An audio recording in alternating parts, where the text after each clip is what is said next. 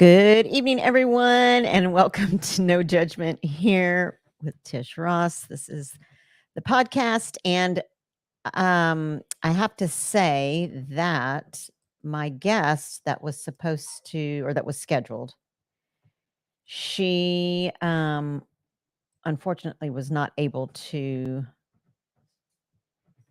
come. Hold on, what does that mean? Sorry, guys. What does this star mean? Maybe a pin it. It's at the top, probably. I don't know. Maybe. Anyway. But of course, right now we don't have anybody in, but I think a lot of that has to do with there was a little confusion in that I was canceling tonight's podcast because the young lady that was scheduled to come on, she had a interview with a newspaper and it went south real quick, and it was really a very bad experience for she and her family. Unfortunately, she had to cancel.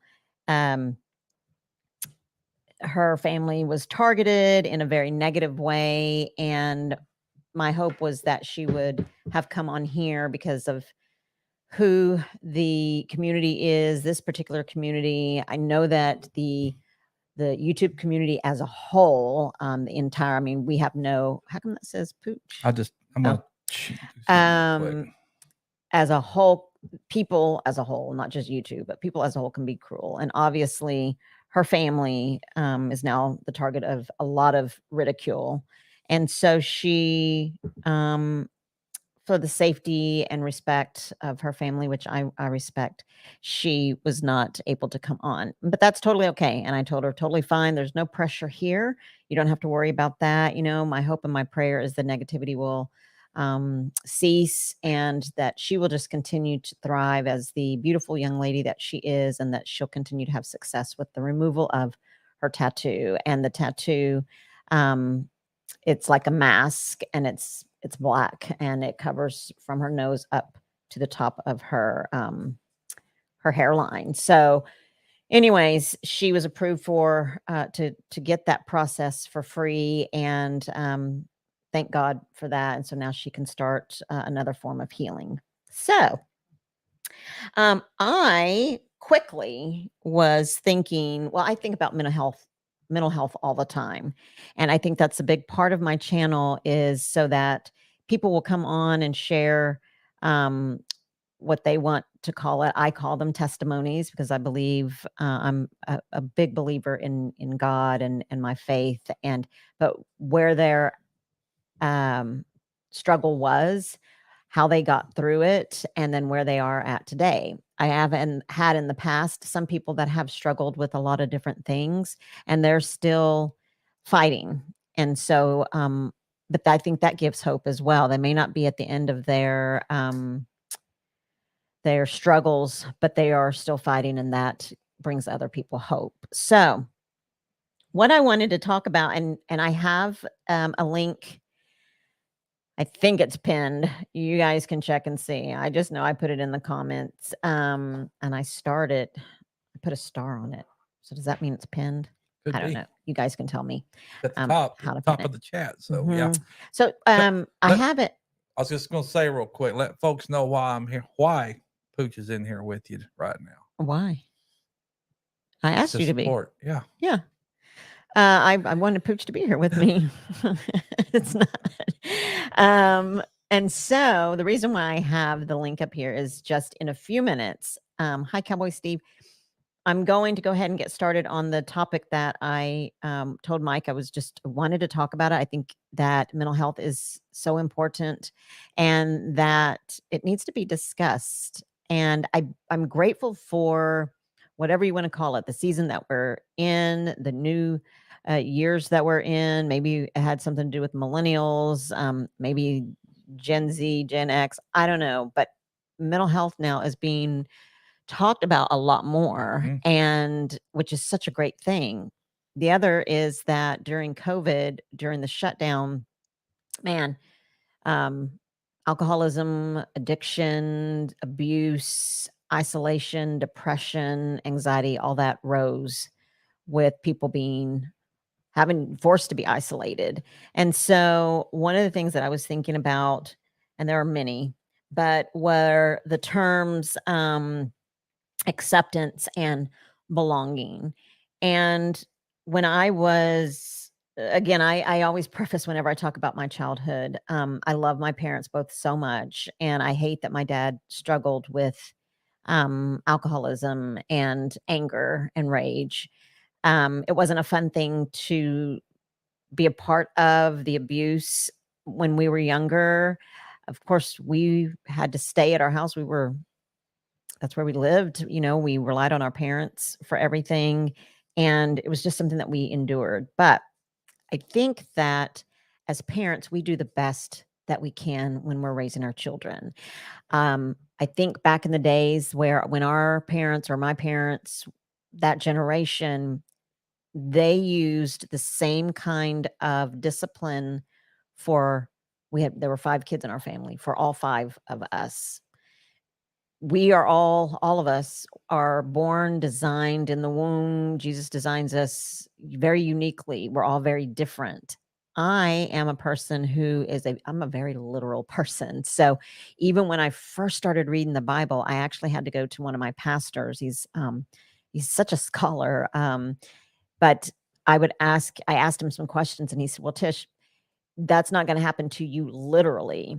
This is something that happened in the Bible." And so I was thinking like snakes and all, oh my gosh, I'm very, yeah, read it. And I read it literally. So I struggled to understand the Bible in that sense, also because of the religion that I was born into. But back to our parents, I think that, they did the best they could. We do the best that we can as parents. None of us are perfect. I think there's been some light shed on parents raising children in a way that they'll understand discipline, right? Because discipline is a healthy thing. It should be. The Lord disciplines us, and in a good way. He only wants what's best for us. And as trying to be a good parent, that's what we want for our children. We just want the best for them. And unfortunately, when we were raised, it was you did right or wrong, or in my mind, and again, maybe it wasn't the way that my dad was trying to raise us, but because of the way that I'm wired in my mind, I will say that there are some remnants of abuse within myself. And I know for sure two of my siblings, at least, because they voiced it. But you either did it my dad's way, which was perfect, or you were beaten for it, and then you did it again until you did it the right way. And so we were also children that were, you never questioned anything. If mom was calling us, you never said what, you never said, and I know that a lot of this is out of respect. I understand that. I'm not saying that. But you never asked why, which as a kid, like, we don't know all the answers. We're kids. And so there's some things that I always wanted to ask why, but the minute you asked why, it was considered talking back. And so you were beaten for that. And it just, for me, I was always told what to do, how to do it. You don't talk, you don't ask for anything as a young adult or growing into a young adult. You don't ask for help. So being told how to act and how to behave, I became someone who was a people pleaser. I was someone who always tried to do the right thing the way that my father told me in order for him to accept me, to love me, and to avoid a beating, and to gain his approval. So I think that going into school, that actually growing up, that I never learned how to be my true authentic self because I was so busy trying to be the kid that my dad wanted me to be. I think the 3 primary reasons were to be obedient, to do exactly what he told me, and not to get beaten. And I understood as I got older that a lot of what he was teaching us was respect, and I understand that, and to be self-sufficient, and I am, and to be independent, and I am, and I respect and appreciate him so much for that. I really do. Um, but I think when you grow up that way, or for me, I spent decades trying to figure out who I was. There was a game that I don't know if you remember, babe, but it was in paper and people would open and close it. It was Mhm. like, and they would, and so then you would count and then you would lift up one of the numbers and would ask you different questions. And I just so happened to be standing next to two girls, trying to fit in. And they were doing that. And I thought, good Lord, please don't let them give that to me. Because one of the questions was, what is your favorite color? I think I've shared this with you. And I did not know what my favorite color was. And then later in life, I started thinking, even in college, what I don't, if someone were to ask me what my favorite color was, I didn't know what my favorite food, favorite flower, I've heard favorite cookies, um, just anything, because my mind was so conditioned to think how I was supposed to think. And with all of that said, I made the decision that I wanted to try to fit in. And so with that, I would change who I was completely, be a chameleon in whatever group of people that I was hanging or trying to hang out with. Um, and so I would change um, I could change my voice. I could change my demeanor to try to fit in. If it was, and these are just the titles or the names that we would give groups of kids. I'm sure you've heard of them: the freaks, the geeks, the preps, the popular kids, the jocks. I The would change ropers and the ropers. all Yeah, that. yes. And I went through all of those phases, if you can believe it, all through middle school and high school. I could change. I wanted to respond the way that they wanted me to in order to gain acceptance and fit in. Alongside of those terms, there's the word belonging. Um, and I think ultimately, well, I know ultimately, I really didn't belong. And I honestly really didn't fit in because I wasn't really being my true authentic self. Mhm. Like ultimately trying to pretend like I was someone that I wasn't in order to gain acceptance. I really wasn't being accepted because I really wasn't being my true authentic self.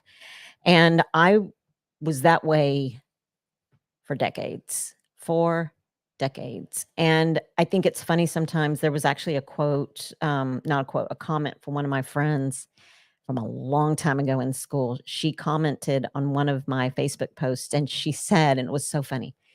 She said, "Oh my gosh, Tish, I never realized, I don't remember you being so funny in school. Wow, I must have missed out." And I was thinking, no, you didn't miss out. I just was never myself. And I think that, in school, I dare not discuss my alcoholic abusive dad. Like, how embarrassing. I'm not going to discuss that. I was not going to tell everybody how anxious I was. Um, I wasn't going to let people know that I was um who I really was. And but I think that a lot of those people were also trying to fit in and Oh trying to yeah, be a lot of them were. popular. And I've shared this one time before, but I remember that I wanted to be a cheerleader. One, I wanted to be a cheerleader. The other was I thought that I would be popular if I was a cheerleader. I thought that I would be accepted and fit in and feel maybe a sense of belonging if I cheered. But and I was really good in gymnastics because I was a gymnast, and I was Also good in track. good in track. And so those were the two avenues in which I tried to use to fit in with the jocks and the sport kids and the athletic kids. And then the other was into cheerleading to be with the popular girls and guys. Um, but I also knew that sort of I wanted to also be true to myself, but I did it in a really sly way. So I used the gymnastics to when we were trying out for cheerleader. We had to try out in front of the entire school, and I was like, "Oh my lord!" Um, but I used my gymnastics, and I thought, well, my hair was so long. I've shared this with Pooch, but my hair was so long past my I waist, remember your past long hair. yeah, like touched my bottom. And I thought with this long hair and with my gymnastics, I might have a shot. Didn't know for sure if I was going to make it, but I thought I might have a shot because of what I can do and because of the way I looked. And so I tried out and I made it. But that summer, after I made it, I thought, I don't want long hair. Like, I don't want to have long hair. So I cut my hair, I had my hair cut short, went back to school as a cheerleader, and people were like, why did you cut your hair? Oh my gosh, it is so short, you know? And so, but I wanted my hair short. I also wanted to do it out of, hmm, I really don't know what the word is, but being, I guess, even as a kid, being true to who I was. I still wanted to do what I wanted to do, but I still wanted to also be a cheerleader. And um, You wanted your own image. I did, but I also wanted to fit in. Yeah. But I wanted to fit in and belong for who I was. Mhm. And so I would go back and forth. I would go back and forth. And man, that is an exhausting freaking way to live. Until you truly get to love yourself. And I used to hate to say that word. Like you say, okay, I don't love myself. I used to hate to say that. But until you really love who you are and accept, no, I say love who you are, then you're able to find friends and people within your community or your circle that love you for who you are. And then there's that sense of belonging. I think that, you know, there are a lot of people that think, or a lot of women that have said before that they feel like they, um, or people will say, I think so and so is going through a midlife crisis, you know. But I've said it before and I'll say it again. I don't think that it's a midlife crisis. I don't. I think, especially with a lot of women that are around our age, I think it really is with the generation, the way that parents raised their kids, Mhm. that because it was so strict and, you know, you do what I say and, you know, which the discipline was needed and Mhm. whatnot. But I think people lose themselves. And it isn't until they have matured and they understand and they grow that they start deciding, I don't, it's not really what I wanted to do. That's not really how I wanted to be. And so they start changing and doing, like, getting tattoos or Drinking beer, smoking cigarettes. whatever it is, Yeah. you know, changing your hair You don't have to do color. all that to fit in. Right. Right. And so I wanted to ask, you know, anybody that wanted to come up on the panel, and that's why I put the link, StreamYard link on there. And again, tell me if it's starred, if it's pinned. I don't know. I've never pinned anything. But if you've gone through that, and I would love to hear what how you were, how you kind of lost that toxicity, because it's very toxic to live that way, you know, in constant worry. And also I think it was before I knew the Lord, before I even had a good relationship with the Lord. You know, I would constantly worry what okay, what people would say. I would constantly worry about what people would think, and even how I looked. So when I was getting ready in the morning, dressed for school, I was getting dressed to please other people. Like, I wasn't even getting dressed to please myself. And is my hair going to look good? Will people think, you know, like my hair? Or, um, but again, I say that the ultimate feeling of belonging is being content with who you are as a person. And yes, respecting other people and respecting other people's opinions and relationships. But at the same time, like Mike always says, not give one iota. Yeah. Like, I I don't didn't then care. and I don't now. You know, I mean, I do care to a certain extent what people think I blazed my with own trail respect. back So, then. but we have a guest. Sweet. I'm so excited. I'm going to bring you. How's it going? It's going. Can you pronounce your name for me? My name's, well, that's not my name. That's just my Indian name given by Native American people. It's Nice. Utsidasky, which means little turtle, which is I a love Native it. American name given to me. Oh my Nice. goodness, I love that. Okay, so chime in. Tell me what you think, and or what you had to endure and how you got through it. Well, you want me to just go to school? I mean, because You share what you There's a want in lot terms that of. led up to how my life went through school. I And mean, in terms of, I guess, acceptance, what you did to did you try to do different things in order to feel or be accepted or belong? Or did you ever feel a sense of belonging? Because I know I never did I until I never was an did. adult. Never Mhm. did. I hated school. I tell you, I was very, very quiet. To the point of a lot of people thought I was stuck up because they would try to talk to me, but I was so scared of being judged Mhm. and everything that I would never talk to people. I would hide until everybody left school after, and run all the way home. I was so terrified of other kids and being judged. Mm. And like I said, there's a lot of reasons that I was that way in school.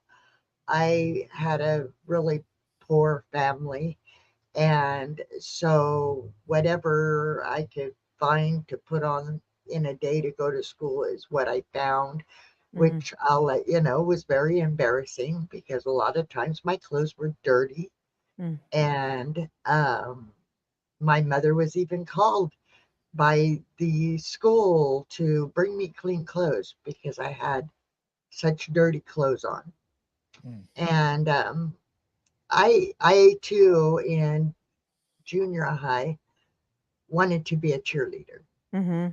And because my life was so chaotic through grade school and the seventh grade, um, I only went to the seventh grade in school. Mhm. And then I never went back. I went for maybe 2 weeks of the seventh grade and I never went back to school. Mm. Um, I was an alcoholic Mm. by the time I hit seventh grade. Oh, Uh, wow. yeah, and I was testing the waters in a lot of ways. Mhm. Um, but I never actually. I'm still searching for acceptance. Mhm. Mm. I'm still searching for who I truly am. Mhm. I mean, I like who I am. I think, if I'm given a chance, I'm an awesome friend, a loyal friend. Mhm. I would never do anything or say anything to hurt another person ever in my life.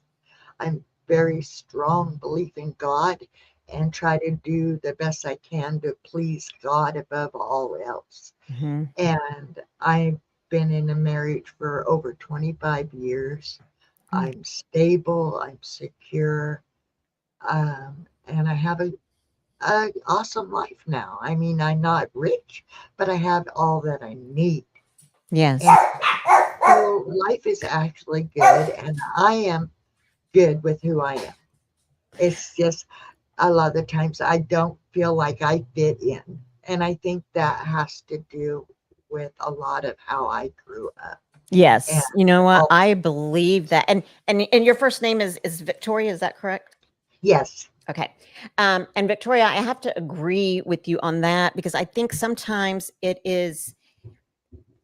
think sometimes we put a lot of that on ourselves, right? Like I feel like sometimes if I go into a group of people that I automatically feel like, or at least when I was in college, I automatically would feel like um, I'm not gonna, I'm no, I don't fit in. They're not going to like me. I don't even know what to say. And I think a lot of that too is from growing up when I was told what to say, told how to say it, yep. told, not to ask questions, told not to, this, that, and the other. I was freaking out because I didn't know how to talk to people. And I too was afraid. And I too was always told that I was a very quiet person. And, um, I never would talk and, because I didn't know what to say. And it wasn't because I was trying to be quiet or stuck up. It was, I did not know what to say. I was Um, always afraid I would say the wrong thing. Mm. That I exactly. never could, like I said in the chat, I never felt like I could articulate what I felt, how to properly say things, how, I just always was scared, but I grew up being told children should be seen, not heard. Yes, same. Yes. And this is how I got my name, Little Turtle, was because of a Native American Ogallala Sioux lady that was friends with my grandmother. And she noticed me. Everybody always noticed me sitting in a corner with a book in my face Mm, and looking over the book, to see what everybody was talking about, but never interacting. And mhm, so she said, I'm a little turtle and I'm staying in my shell. I'm a mm. scared little turtle who stays in my shell. And so she gave me the name Little Turtle. I was like maybe 10 the first time she started calling me Little Turtle when she Hmm. would visit my grandma. But then that name just kind of stuck with other Native American friends that I would make along the way. And it was funny because just out of the blue, they would start calling me Little Turtle. You hide in your shell. You Gotcha. know, the second time I was called that, I was 18.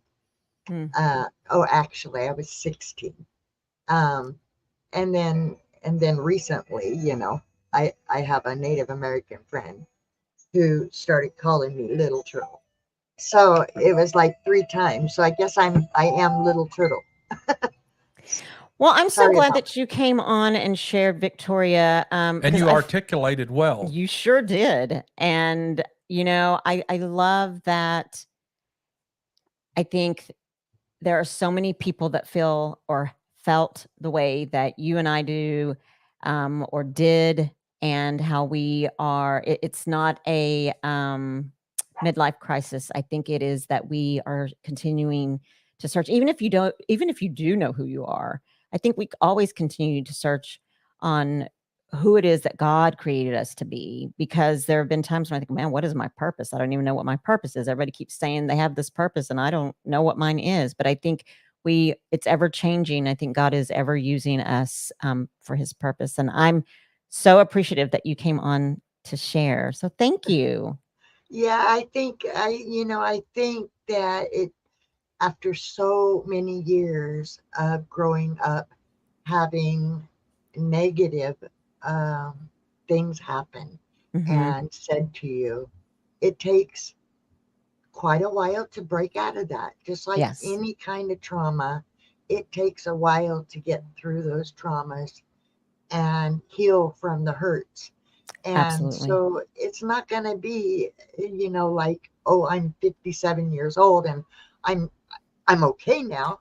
Right, No, I mean, I'm still going to go through that. I still feel those feelings because of all the years of going through traumas right. and having negative things happen.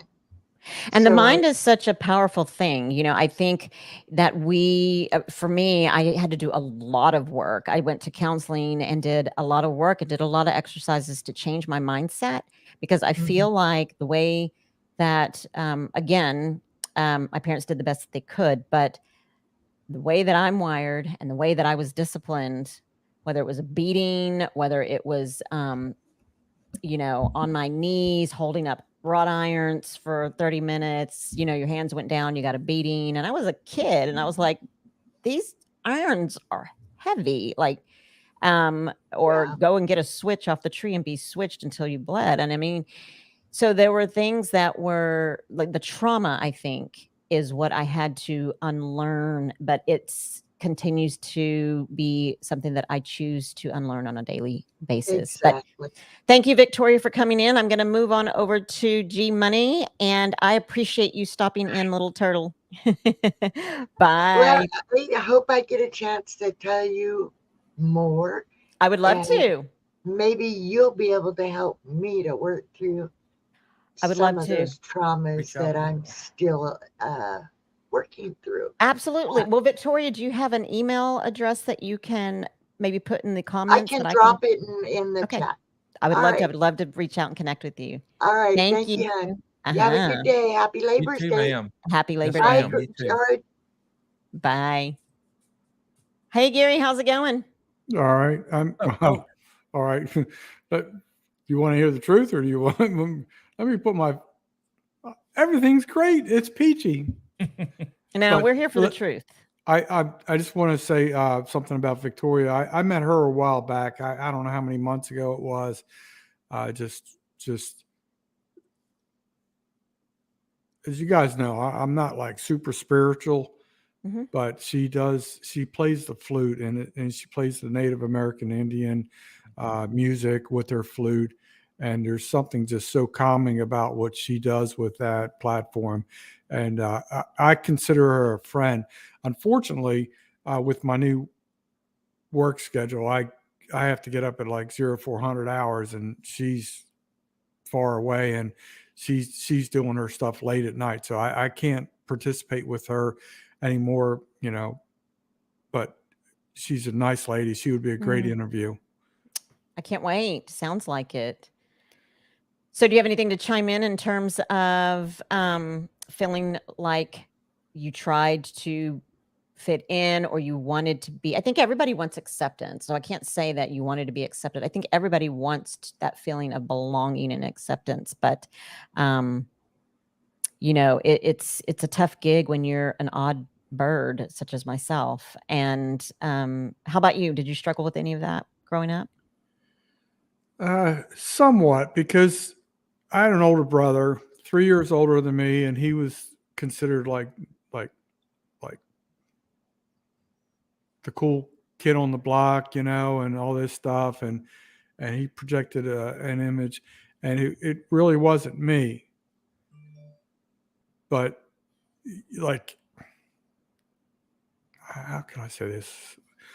Did you feel like you needed to follow in his footsteps? Yes, sir. Yeah.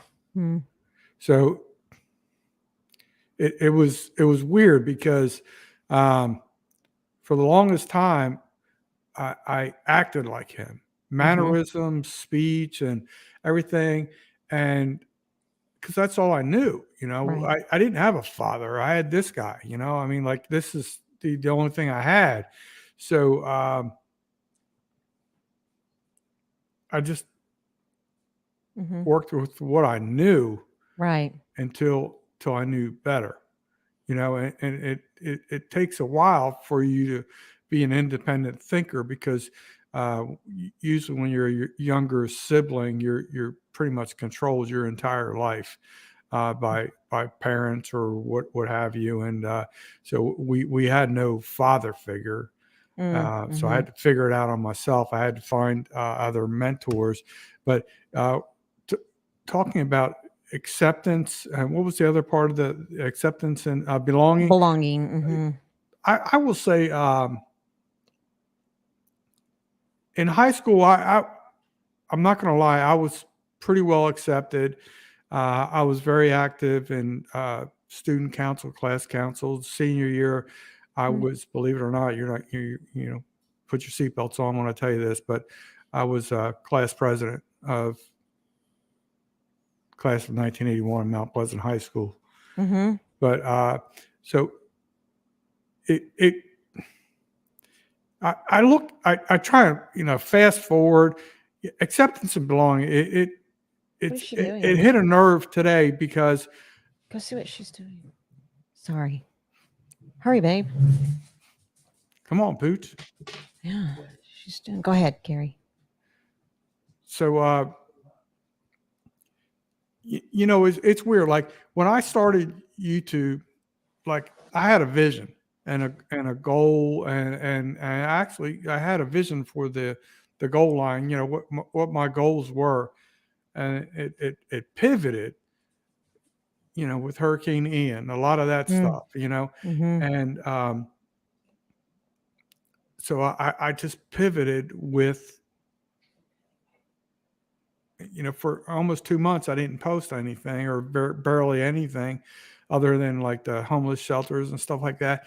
So I was embarrassed. I was truly embarrassed. So I felt ashamed. So I'm trying to get around to the acceptance and belonging and everything. So, for a long time, I've been sharing my life. I pivoted the channel not that I wanted to. It just kind of like just morphed into a change. And I wasn't, how the hell can I say this? Somebody yesterday said I was a narcissist. I'm always talking about I, me, and stuff like that. And it hit a nerve because, yes, through the struggles I've had, I am talking about I, me. And I don't mean it in like, I'm just sharing my life. Sure. My life sucks. It sucked. And it just got worse, ironically, today. It just got worse today. I'm not going to share all that, but it's just like, oh my God, it's like you're trying to share your life and now you become a narcissist, right? So like I'm trying to get around to the acceptance and belonging. I want to belong to the YouTube community. I don't want to be in the clique, but I want to belong and feel like I'm a contributor to the YouTube community. And I want to belong in some helpful, useful way. And it's like, but what do you think will bring that sense of belonging? I mean, because anybody I think that has a channel, and this is my own, just even myself thinking about my own channel, there are many channels that have a lot of support, which is fantastic.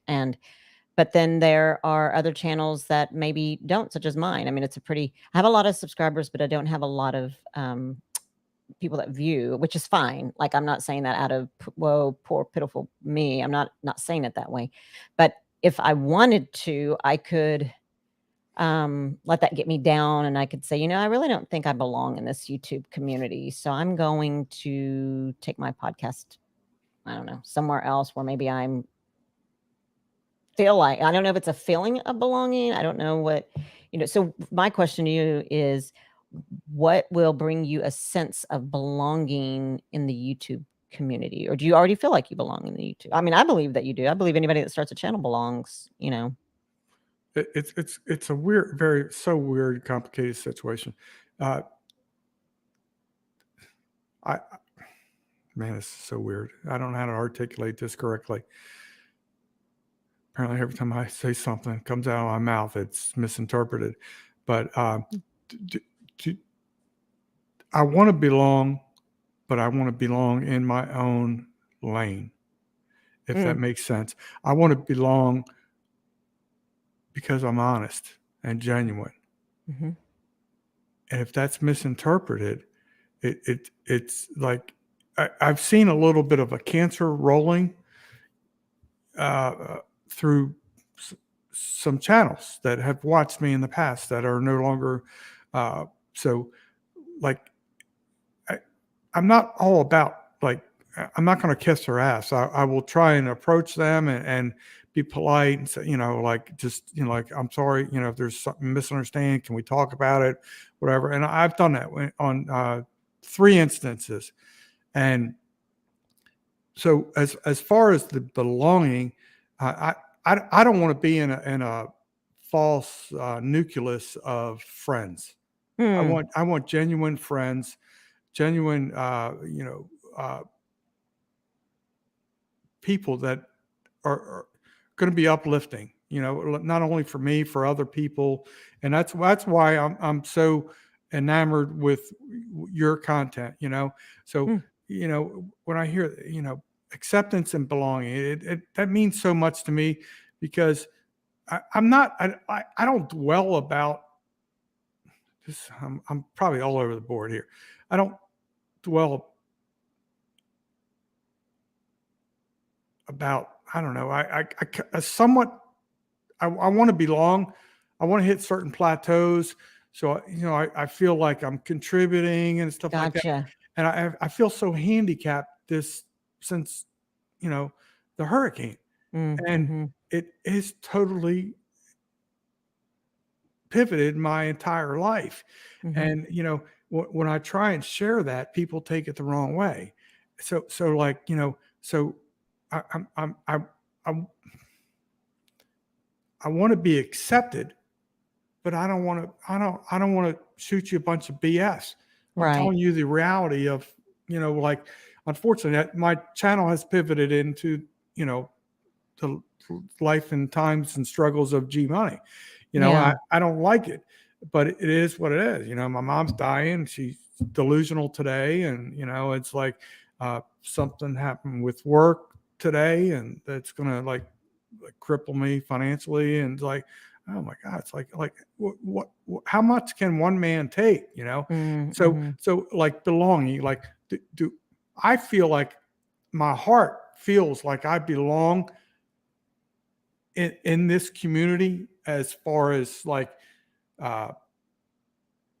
contributing, if I had the finances, because like so many people don't understand, when you're financially crippled, it cripples you in so many aspects. Mm-hmm. You know, it really does. It you can't upgrade your technology. You can't help another channel, you know, who needs help, or, you know, it's very crippling when you're crippled yourself financially and you want to grow. You have a vision and you can't achieve that.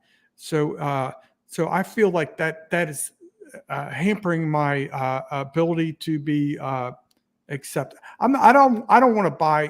Man, that's probably coming out so wrong. I don't want to buy my acceptance. Right. Or Yeah. I belonging. mean, I think for myself, what I've learned in, I guess, the latter years of, maybe I was in my late 30s, I guess, but was that there's no one,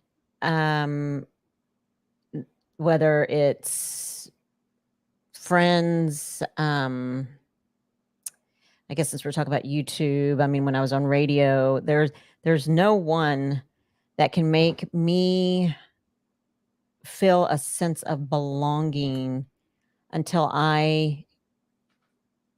except for myself, really, until I accept myself. So am I doing well with what I'm doing on YouTube? I mean, I'm doing my best, and I do feel like I belong here for now, until, just like when I was on radio, until I felt like, okay, you know, it's time for me to move. I feel like I am contributing, hopefully, to those that watch, and if they don't like it, that's okay too. But I feel like there's not anyone in YouTube or TikTok or Instagram or whatever that can make me feel like I belong or don't belong, because people are evil. People are evil. People have said some, like, I could go on TikTok and comment on somebody and ask a genuine question, but because they don't know me, it's the response on me asking someone's a question about the situation that they put out on social media. I had just a question, like, if someone is, the situation was, there's a young lady who is renting a place from a gentleman and his wife. The gentleman, her landlord, come to find out, so long story short, come to find out, he had put some cameras in her bathroom and in her bedroom. And it's been 45 days since he hasn't even fixed her oven. And so these are the things that she said on her video. And so my little question was, if someone is stalking you like that, and if someone has put cameras in your bathroom and your bedroom, and it's been 45 days and he hasn't fixed your oven yet, like, why don't you, have you considered moving? Why don't you move? And oh my gosh. It's not that easy. It's true. I mean, I understand what you're saying. People, it's like, it's sometimes that stuff, and I'm not attacking you.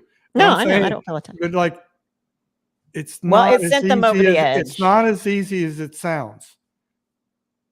I'll let you continue. No, I get apologize. it. No, but well, No. that's exactly what the response was, but it was like not nice. And I was like, okay, I was just asking a question. Like, I genuinely was just asking a question, but the response was, they had the letters JFC, and I had to ask someone, what does JFC mean? But anyway, JFC Yeah. It's not that easy. Not everyone has money to move. And okay, I was just wondering, like, that was just a curious question. Like, have I'm you sorry, considered? I spouted out there. No, no, not at all. It Not at all. touches a nerve with me. So No, I like get it. I get it. I I can get it. You relate. can relate for sure. I get it. Well, Gary, I appreciate you hopping in and sharing. I do. And I think that you are contributing greatly to YouTube by being your true, authentic self, by being honest, by being real, because I don't feel like, at least for myself, I don't want to go and watch. Whether it's YouTube, whether it's reality TV, which is scripted, which or anything that is not real. I mean, it doesn't benefit or help anybody when it's fake and make believe. I don't think, but Can I give you one more comment for you you boot you boo, out. Yeah. boo me, kick me in the butt? But Yes. it's like while we were, you're talking, I was talking, I was like like getting back to the acceptance and belonging. I'm not even accepted in my own damn family, and it's a 3-person family. So that's probably the underlying Okay. problems in my life, Mhm. because it's the reality. When you talk, I'm talking about YouTube and all these other things, but the reality is, I'm not even accepted in my own family. I'm secondary. Mm. And it is. It's the fact. My mom. Her brain's fried right now. She always denies it, but it's fact. My older brother, he's primary. So acceptance and belonging. Like if you're not even accepted and belong in your own family, you're pretty much screwed. Your road to success is limited. Oh, I appreciate that. And I understand that for sure. And I appreciate you coming on and sharing, Gary. I really do. And I look forward to watching your videos and talking to you again soon. Thank you. We'll see you later. Thank Have you. a good night. Appreciate it. Thank you. All right. I have seen some comments and I want to go back up and read some of them. Let me see here. I'm so excited that there are quite a few comments.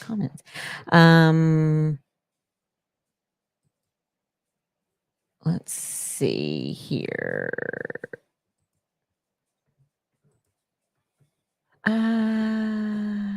Okay, John Wicks was here. Coffee walks and whatever. Thank you, Leanne. Simply Jan says, I was so shy when I was younger. I know it's hard to believe. Jan. It's funny if you're still here. Let's see. Daniel from Danimals Creations and Ventures. He says, I'm 43 and still don't fit in. I just do my thing and hope people want to join in. Interesting. That's interesting. But I think for me as a kid, I just really felt like, I wonder what it was that made me feel like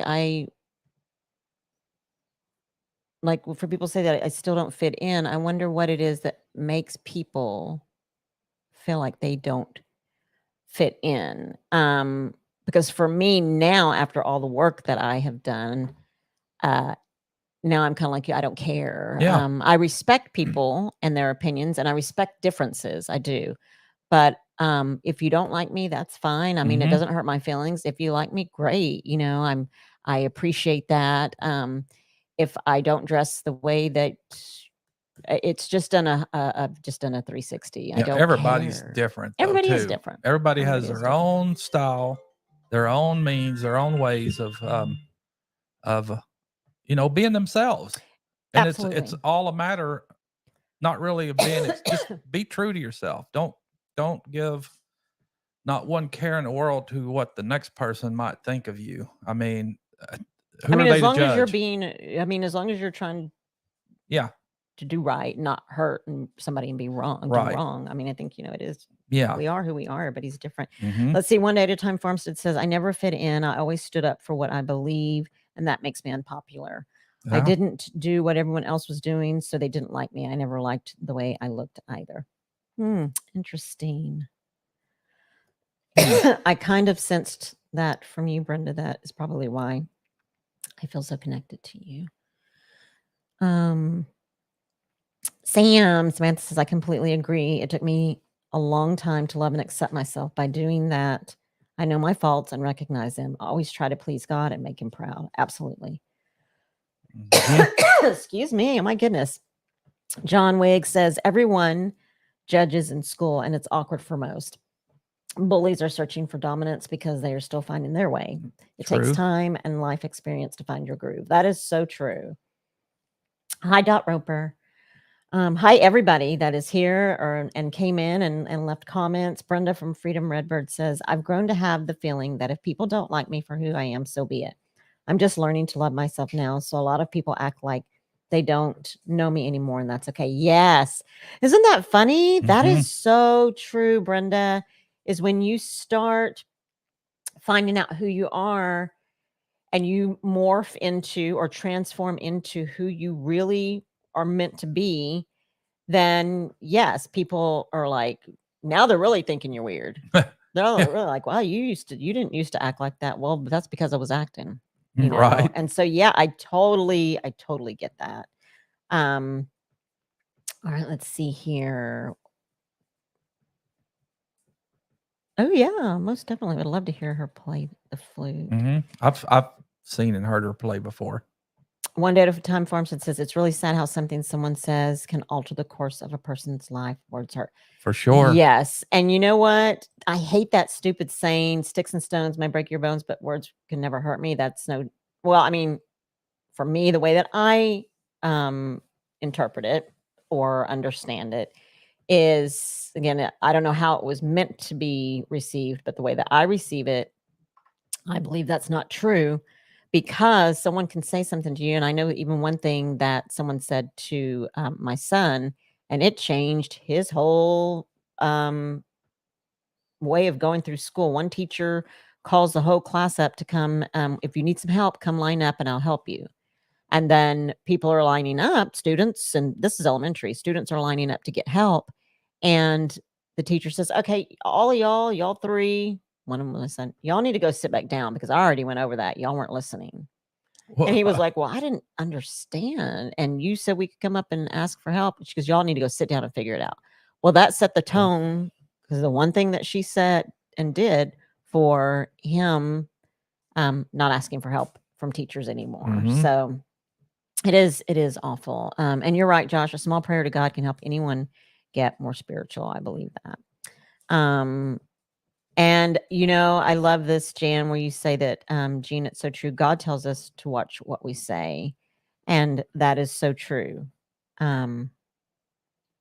See, One Day at a Time Farmstead says, God uses our hurt and pain to help others. Tish, you are amazing. Oh, we love you so much. Thank you so much. Oh my gosh. I'm sorry for all that you went through. God has placed you right in the middle of a lot of people who need you. Thank you so very much. I when I was younger, of course, like John Wiggs had mentioned, and just how everybody here knows that when you're a kid, you don't know. You're with your parents and you are being raised the way that they raise you, and things happen. And I, though, love my dad for the way that his discipline shaped me. I One thing that I do take, and I will say this, the one thing that I do take about my dad telling us what to do and how to do it, and if it wasn't done the right way, then either do it again or don't do it at all, is, they say that your earthly father is your first sort of idea of who our heavenly father is. And the beauty that I take from my dad being the way that he was is that as a young adult, not a teenager, but as a young adult, and then who I am now, is I won't move until God tells me to. I won't, I only say what the Lord wants me to say most of the time. I'm a sinner, saved by grace. And if the Lord tells me to, how to do something, I'll do it how he tells me to do. So that's the beauty from my father raising me the way that he did. You know, don't do it unless I tell you to do it. Don't do it your way, do it my way. And so I just take that the beauty of that, and I listen to God, and I won't do it any other way than His way. I hope, because Lord knows what happens when I take things into my own hands. It's not good. So, let's see here. Oh, Victoria says, I truly felt like I don't belong on YouTube. I think everybody who has a channel, or, if you're listening and you think that your channel doesn't belong on YouTube or you don't belong on YouTube, I think to try to rethink that, because Yeah. I think everyone that wants to have a channel on YouTube. And it doesn't matter if you have one person watching, that's somebody watching. Yeah, I think so. And like I was telling Gary, you were outside, and I think, no one in social media can make me feel like I belong or don't belong. Yeah. That's, I feel like I'm doing my best. And I think that I'll make that decision. Yeah. Because there were times, I will say, there were times that, and I think any YouTuber who, well, I won't speak for everybody, but I think maybe some YouTubers may even think, I know I did in the beginning when I hopped back in. Not in the beginning when I made the channel, because it was completely different, but when I hopped back in, I noticed all the success for all these YouTubers, and I thought, kind of what Coach G was saying, what Gary was saying, is I don't have that kind of success. I don't, and I see it, and yeah, it made me for a minute feel like maybe my channel doesn't belong back on YouTube. I felt like that, but I can't. That's just the enemy trying to have us measure our success against someone else's, and that's not what we're supposed to do. Like Mike said, like Pooch said, if you have one viewer, one listener, that's one person. If you don't have any, so be it. You're doing what you want to do, and I think that's all we can do. Don't you think? Yeah, that's all you can do. Let's see here. There's Cowboy Steve. He says, I don't know if I belong on YouTube yet or not. Still feeling my way around. I think you can feel your way around until I think something strikes within you. Hey, this is what I'm supposed to be doing. I mean, we're feeling our way around.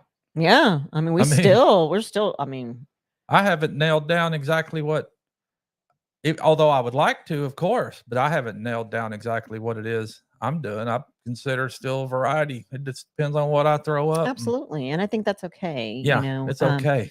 And like Josh says, he says, we often think we don't belong, but it's our own mind playing tricks with us. I 1,000% agree with that. But I like what I do too. That's another good part of it. Daniel says, Josh, sometimes when the majority of your social life is, say, on YouTube, and there's a lack of interaction other than on YouTube, it makes you question how and where you belong. And I have fun doing it. I went through that, Daniel, at first, but then I was like, screw it, I don't care. And that's the real me, like, whatever. I mean, I care, but I think that the people that will watch and hopefully gain some hope or something from people sharing their testimonies, if it's one person, great. If it's many people, great. And I'll decide when I want to stop doing it. That's kind of the way I feel about it. Thank you. Oh my gosh. Thank you. One day at a time. That's so sweet. John Wick says, money, it's the reason why women cannot leave an abusive relationship. That's true. I think a lot of times too, that's in their mindset. Because I say that with caution. I say that with caution, and that's probably could be true for a lot of women, but and I'm not blowing smoke up my butt or anybody else's or toot my own horn. I'm not. I'm living proof that God is real and that He helped me, because and not, oh, it was me, not I say this to give somebody hope, because when my ex-husband was removed from the home and went to prison, I had no job, and 2 babies, a 3-year-old and a 7-year-old. And I made it. I worked 3 jobs. I didn't have any family to take care of my children. I had a job that God had in line for me, that eventually I was able to become full-time there and take my kids to work with me. All that I think was God. But I believed in him. I prayed to ask him to help me, and I made it. And I hate to say somehow I made it, because I know how I made it. But with 3 jobs, no family to take care of your kids, and 2 littles, Yeah, where's a job nowadays that'll let you take your kids to work with you?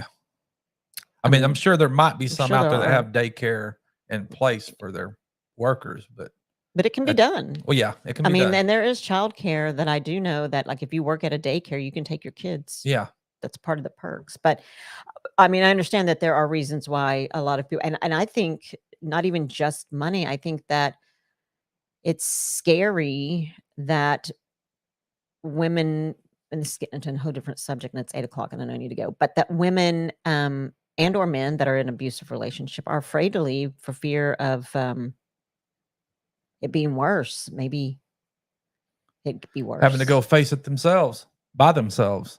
No, they could be killed for Well, leaving. There yeah. are people that Yeah. there are people that have been, unfortunately. Mm-hmm. Let's see Vindictive. here. Josh, did you not see the link?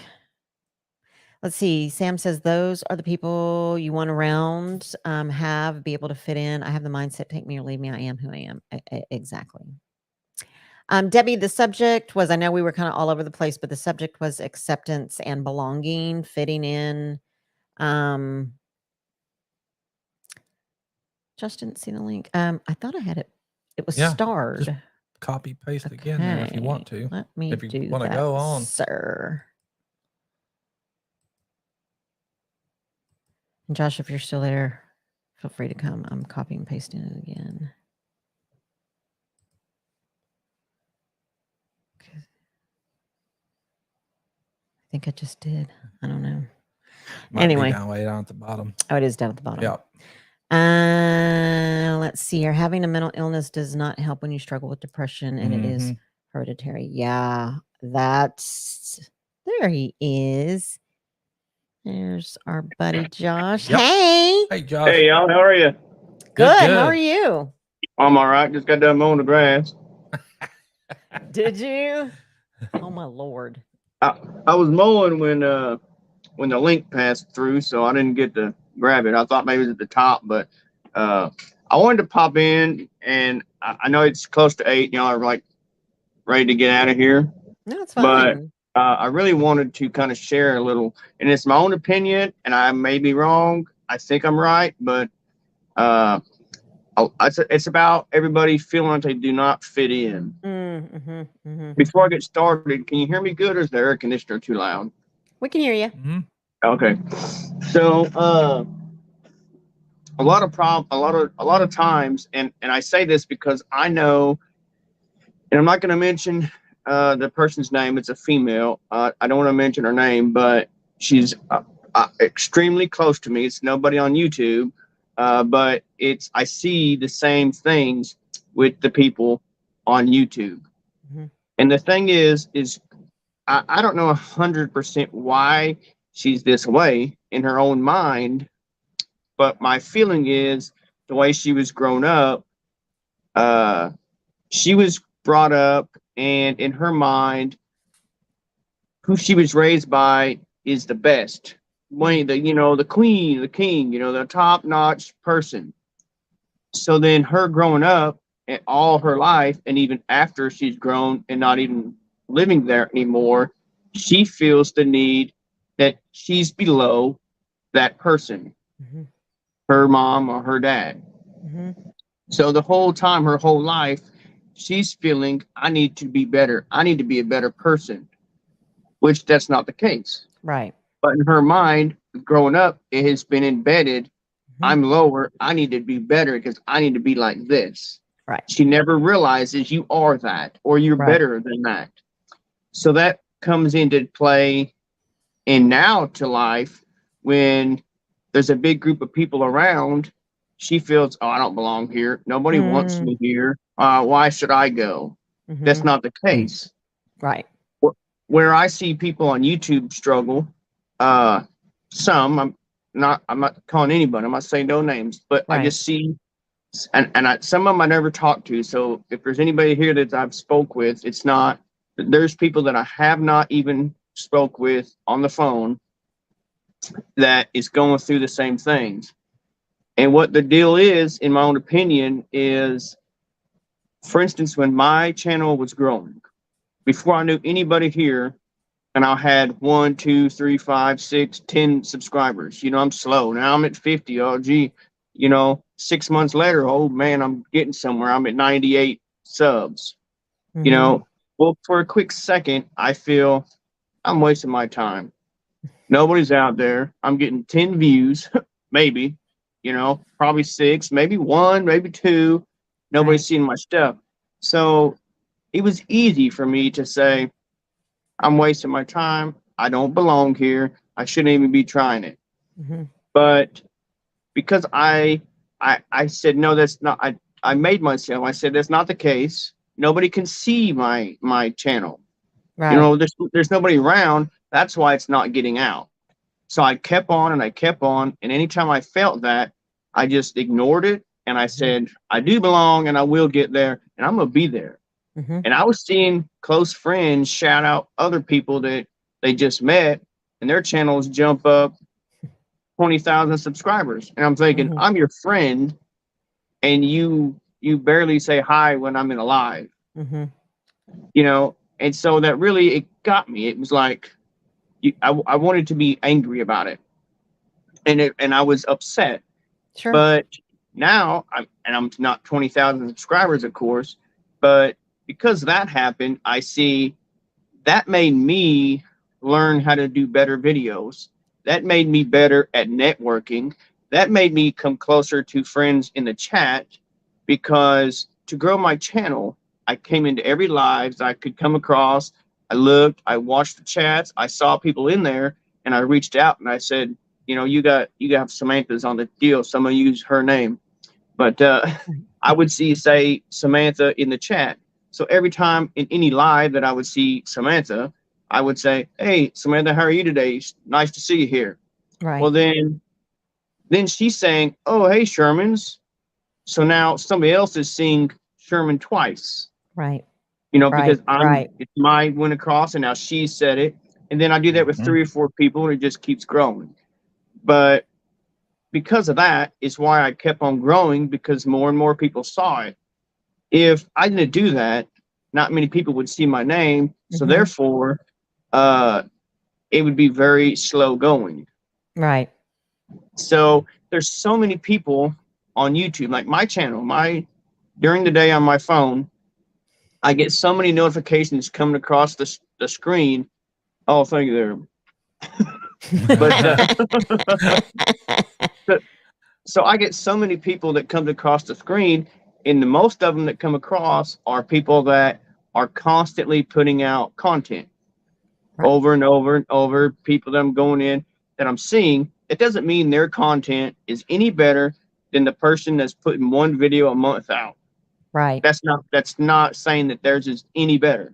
Right. But YouTube, because this person is constantly rolling the stuff out, YouTube puts their stuff out. It's rolling across my screen. I'm seeing it. So then I'm popping in one of their videos. I don't always ignore you, John. Get out of here. but so the people that say they don't belong, you belong. And I understand when there's not very many people coming in and watching your videos. Sure. That doesn't mean you're not making good videos. And that doesn't mean what you need to do is stop thinking you don't belong. Right. Because in my mind, if I'm sitting here, say I'm in a stupor, I've had so many. Yesterday was a bad day for me. Mhm. I was having a rough day.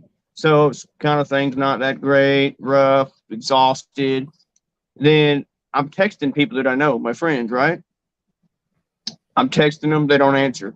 So I text another friend and say something, he don't answer. Well, they're all busy doing something, and it's all on the same day that I'm having a little rough day myself. So I Mhm. wanted to think in my own mind, what's going on here? Nobody wants to interact. Everybody's always getting a hold of me now. Nobody's even texting me back. You know, it messed with my mind, but Right. I knew and I told myself that's not the case. It's just a coincidence. Everybody's busy right now. Right. And that's the case. I mean, later on, they all started texting me and answering, and it was just, we all do that to ourselves. We Get in do. our own mind, and we think that we're not good enough, but it's in our own mind.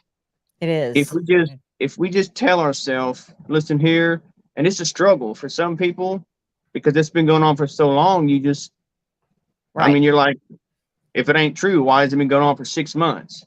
Okay, so I mean, for all those people that think it is true and that you don't belong and that you're sick of it, if you've already been going through it for 6 months, why don't you try something different for 1 month? If it worked out, good.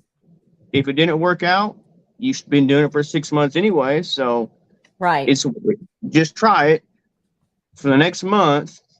Don't say you're not good enough. Don't act like you ain't. Don't feel that nobody cares and you don't belong.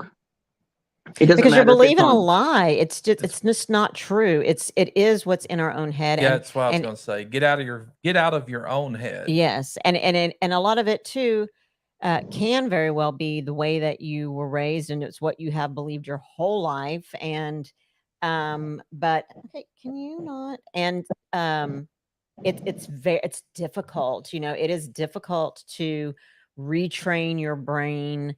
Our pastor calls it stinking thinking, to stop having that stinking thinking, and to believe in yourself and to keep trying. I mean, it's and I too, Josh, I have to say, I'm betting a, a lot of people, and not just in this community, but Oh, in the YouTube community, in the TikTok community, where they see all these Facebook community. Facebook, and I hate it because people compare. It's comparison game where you're comparing Yep. and measuring your success to someone else's. Why don't anybody come into mine? Everybody goes into there and they're not even doing anything, and that's just, as human beings, it's unfortunate that we measure our success against everyone else's, and that's a bad place to be.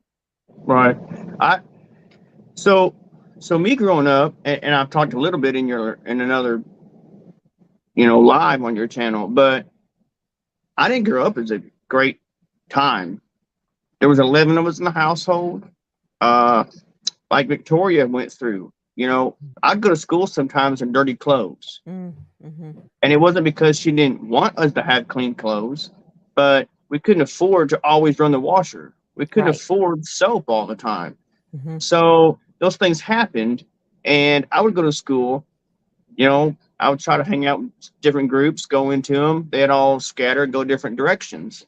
Well, that'll take a toll on a young kid. Yes. But it kept on happening and kept on happening. And I don't even know when the time came that I changed my mindset.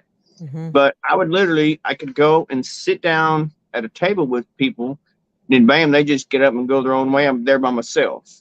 Mm-hmm. Well, at some point, whenever it was, I just told myself, hey, if I'm going to go sit at that table and it's full, I'll just go sit down and they'll all get out of there. I changed my way of thinking. Right. And yeah, okay, it was still didn't mean that they weren't not wanting to be me in a group around them, but it helped for me Mm-hmm. to not have that mindset as the world's against me. Right. Absolutely. And And it is, there's something that one of my friends she says, it's none of my business what, she's not talking to me, but she's talking about like anyone that maybe judges her or doesn't like her for whatever reason. And she's like, it's not any of my business what you think about me. Yeah. It's not my business that you don't like me. I mean, and so right. it is in our mindset. It is. There's the one person, and it's a struggle even to this day because it's a person very close to me that's going through it constantly. Mm-hmm. And she's my age, but it's constantly she's feeling I don't fit in, and that's not the case. If you just look at here, now that's service right there. I mean, that's love. Nice. No, That that's is love. let me That's rephrase nice. that. Or you won't see me the next live.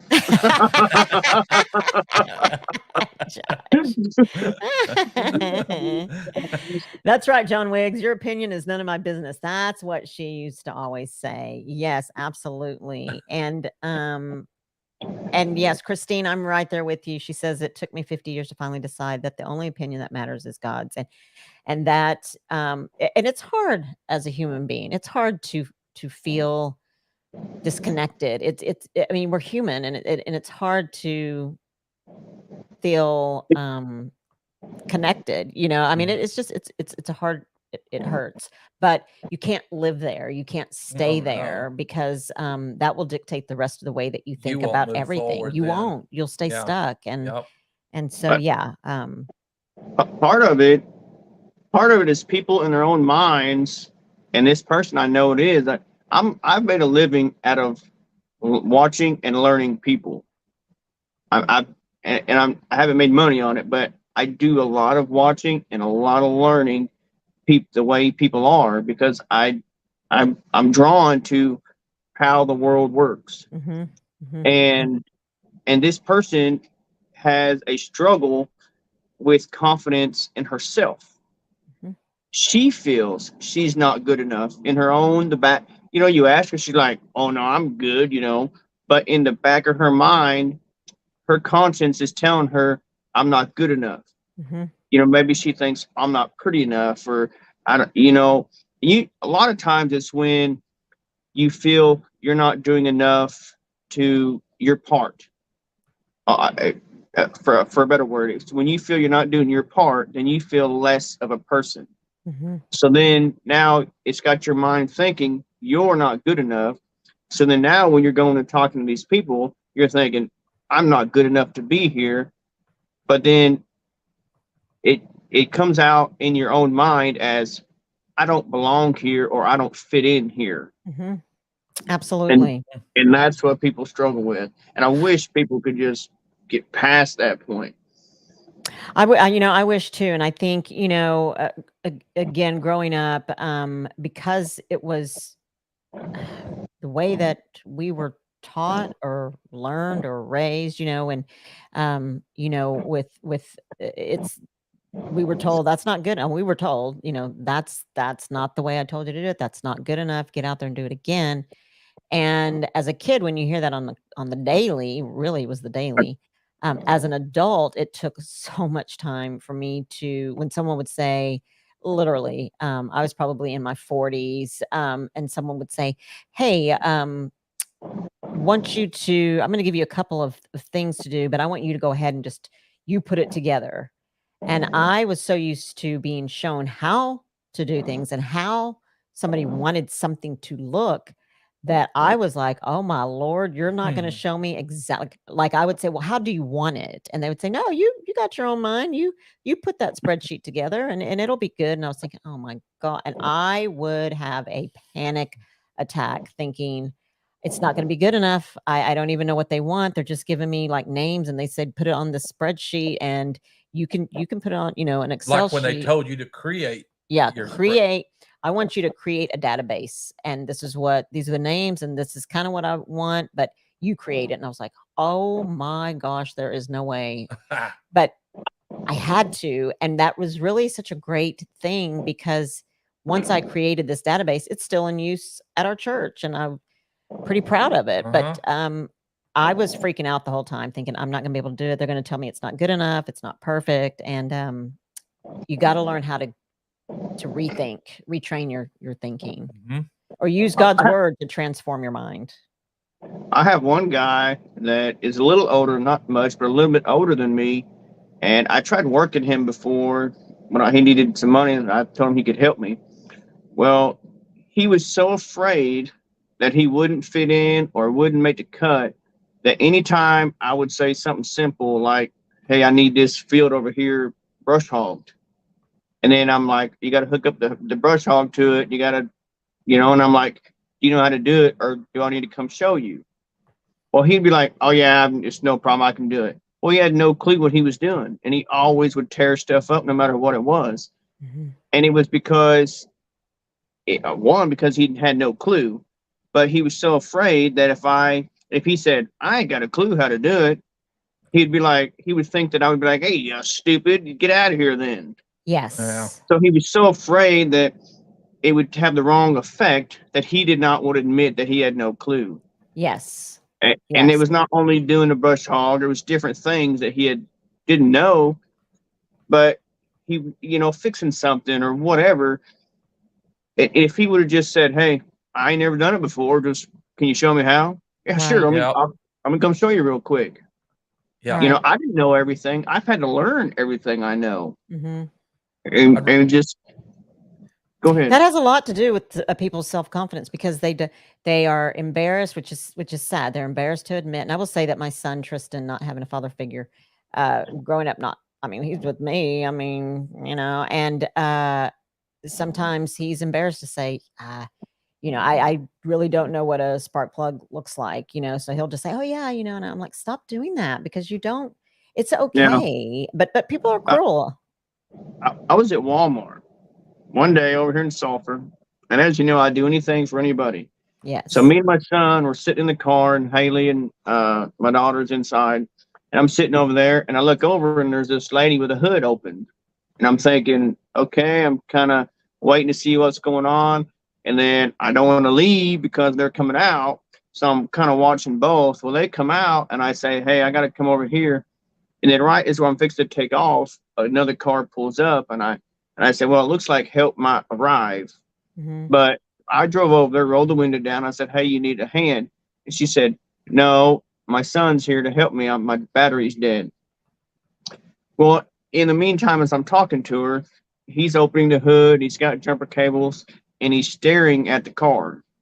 Mm-hmm. And I'm like, all right, well, I'll take you, I'll see you later, take it easy. And I went to pull off. And right as I was driving away, I heard him say, what do I do next? And this guy was mid-20s, maybe closer to 30. Mm-hmm. I put in park. I said, no way, I ain't leaving. So I got out and I said, what's going on? And he's just looking in the hood. He doesn't know what to do. And he said, I got a battery and jumper cables, but where do I put them? Mm-hmm. And I wanted to say, you're a man, why don't you know this? You can't even jump a vehicle. And then he said, and then I said, I got it, no problem. And then his mom turned around. She said, I raised him his whole life. His dad passed away at a young age. Mm-hmm. And I said, oh, okay. So I understood, don't judge right off the bat. I understood what's the problem. She didn't know how to hook it up. So she can't teach somebody that she doesn't know. Right. So he went and got in his car. And I said, no. I said, come here. I said, I want to show you in case I'm not around the next time. I said, you'll know what to do. And so I showed him how to hook up the jumper cables. And a lot of times, I'm sure in his mind, he was embarrassed and wanted to go hide in his front seat. Absolutely. But I'm like, don't be ashamed. I understand we all can't learn. And it's not only a vehicle or it's not only a tractor. It's every aspect in life. Mm-hmm. If you don't know something, don't let it consume your mindset that you're not good enough. Right. Because Rather you you are. ask than not try. And thank God you were there. Yeah. Thank God, God really put you there. And I think that also contributes to what we're talking about, feeling the sense of acceptance and belonging, because people are ashamed to, or embarrassed or feel like they should already know this or that, or, being on YouTube for years and I should have as many people as so-and-so. And, I think if we do it to ourselves in terms of not feeling accepted, it's part of it, not feeling that sense of belonging because we give up on ourselves and we think, what, I'm not good enough. This isn't good. I'm not doing what so-and-so is doing. And so I'm just going to hop out. YouTube's not for me, or I'm not for YouTube or whatnot. But right. Well, it just a lot of sometimes too is people struggle on YouTube. We'll go to YouTube because that's where some of these people are a lot, but they think that they don't fit in because maybe they don't know how to make the right video or they don't know what video. And so then they're getting all clustered up. They're like, well, this ain't just, I don't fit in here. This ain't for me. I don't want to. So I want to be careful here because I don't. I cherish everybody. I cherish every Absolutely. friendship, every Mhm. conversation I've had. But so when I first, I'll say me, Mm. when I very first started, and I would go into some of these lives before I started saying, say if you were in the live, you wasn't, but say it was you, Tish. So if I went to a live and I did not say hello, Tish, I just said hello, everybody, or hello, whatever, then nobody answered. Nobody said anything back. So I'm just going home this whole time. And I'm in this live for 30 minutes and hey, every so often saying something. Nobody even responded back to, and this happened in a big channel's live multiple times. And I thought, okay, what am I doing wrong that nobody can even respond back to me with one word? Mm-hmm. And then that's what made me learn, okay, it's not that it's they don't want to respond back to me, it's they don't know me. Right. I have a long name. It's hard to type my name out to even tag me, and I understand that. But if nobody's knows me, then nobody's going to say hello. So that's when I learned, okay, you got to reach out to one specific name, and then it snowballs from there to get the rest to start reaching out. Yeah, exactly. And what I realized too, in a lot of bigger channels, when you're in a live chat or whatever, a lot of times that chat's moving so fast, and It's really there's so many people in there. They probably don't even see you. right. And I learned that even in mine, when I do my lives, there's like 20 to 30 people, Mhm. and the chat still rolls quickly. Like I got to stop. I mean, a lot of people see I'm way behind always because I have it stopped where I can scan each and every one of them so I don't miss them. But, and if I didn't have my daughter helping me in my lives, it goes, it goes really fast in just a split second. If I glance over here to talk to the screen or look, by the time I look back over here at the comment section, it's already gone. I never saw any, I was in a live with somebody, and I think Johnny, I think Drew, and maybe even Scott was having a conversation about the drone being stuck in a tree. I never saw a bit of it. I never saw I was any on of that them one. asking about it. And then I heard somebody was like, yeah, it's in a tree. And well, in a tree, I knew that what they were getting at, but I never once saw that conversation. Right. Yeah. And so it's that easy and that quick that and they were talking back and forth about it, and I never saw it. It wasn't just one chat. So just anybody that's having those troubles, don't think you're not good enough. Right. Anybody, and I'm gonna go out on a limb, the smallest limb there is. Anybody in the chat right now could call on any other of us in the chat or on screen with a problem, and they needed to talk, and we'd be right there in the drop of a feather Absolutely. for anybody. Yeah. I mean, all Everybody. these people. Mm-hmm. So even if you're there sitting there thinking, I'm not good enough, I probably should just quit trying, that is not the case at all. It's not. It's just hard to have lots of people in your community and then reach out to every one of them every time. So sometimes people have to say, Josh, I still love you. That's on Love there you like too, 5 man. times, maybe 10. Oh, it is on there? Oh. See, and you missed it. Yeah. Yeah, see? I mean, it's just, it's hard to, sometimes you got to put things out there 6, 7 times before it can be seen. Mm-hmm. And it's so hard. And it's not that we don't care for one person more than the other person.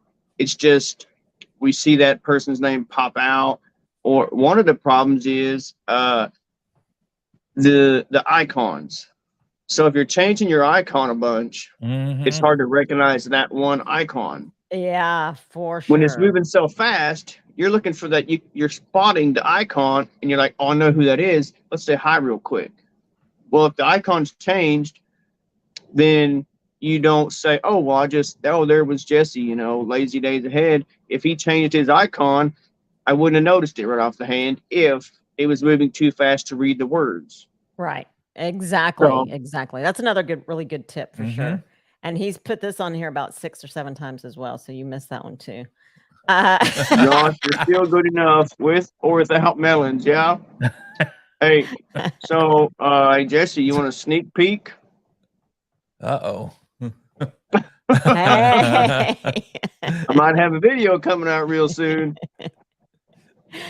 Oh man. Well, Josh, I See, appreciate you coming in and sharing because it was so helpful. I mean, it even brought me some peace and some comfort because my mind can go other places as well. And everyone that has commented and have come on tonight and supported Pooch and I and everyone else in the comments really appreciate it. And hello, Gray Wolf Outdoors Homestead, thank you. And Gray Andale Wolf. Homestead, thank you for being Gray Yeah, Wolf. hey, here. Andrew. Gray Wolf. Hey. But I appreciate your words of encouragement and your, even though you're a lot younger than I am, your words of wisdom. I so appreciate that because it's very helpful. It is. It's hard to so because I am much younger, so it's hard for me to try to, like you just said, encourage those that are older than I am because you think it should be the other way around.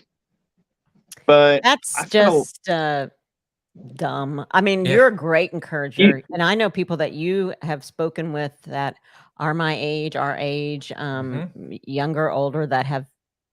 You're a great encourager, very much so. I do my very best. I've been alone lots and lots of time, and I've had plenty of time to think about stuff. And like I said, I made lots of time to learn people.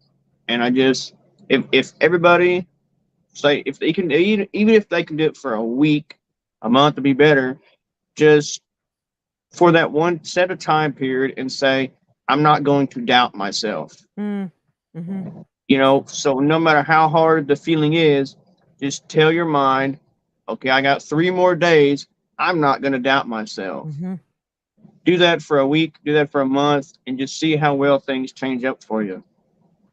You know what? That it's great that you said that, Josh, because as a part of when I went to counseling, as a part of one of my exercises, that was exactly one of the exercises was to pick one thing that you do to yourself or you say to yourself or you think about yourself and work on changing the way you think or not doing that.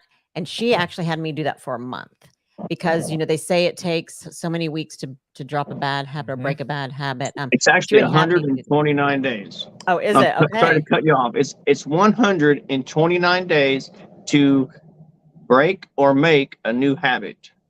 Wow. Let's see. And she had me, so it's going to take us all a little bit longer, but she had me for like a month. She said every day pick one thing. And then I would have to go back and tell her, here's the one thing that I worked on. And here's where I do feel and see a difference because it does make a difference when you start to, renew your mind, just like the Lord, God's word says to not conform to the patterns of this world, but to renew and transform your mind according to his word. And it is so true that when you start thinking different things about yourself, it's amazing how good you feel. And so yeah, most definitely. And that was actually a part of my my exercises. That's true. God don't make no junk. That is for sure, Debbie. God created us in his likeness and God doesn't make mistakes for sure. I love all of you guys. You guys are all so supportive and to one another. And I appreciate you guys coming on and sharing and being so vulnerable and sharing exactly what has helped you and maybe even some things that maybe haven't helped you. And so I am grateful for all of you guys, your input, your support, supporting other channels, shout outs to other channels. And and I appreciate you guys being here as well. I know it's 8:34. I know we're past our time, but I really think it's important to share encouragement and goodness. And I'm grateful. I'm grateful Thank you, Tish. Of Thank course. you, Tish, for giving us a time and a location to talk about these things. My pleasure. I think it's something that's that a we need to big, do. yeah, that's a big. I mean, if we didn't have it, we couldn't sit here and be telling these people these things. Mm-hmm. That's right. Thank you so much. Well, I hope that everybody, I love all y'all's comments. Hope that everybody has a good night. Got to go back to work tomorrow. Yeah, Same here. But we thank God we have a job, right? for sure. Hey, that's right. It's paying the bills. That's right. Well, I love you guys. Thank you, Josh, for coming on. And we will see you guys on Wednesday. So we'll join Pooch on Pretty and Pooch, and we'll be checking out everybody else's videos, lives, and shorts. Y'all have a great night. Y'all take it Love easy. You too, you. Josh. You too. Love all you folks in here. Thank you for showing up. Bye, guys. You bet. See y'all later. See ya.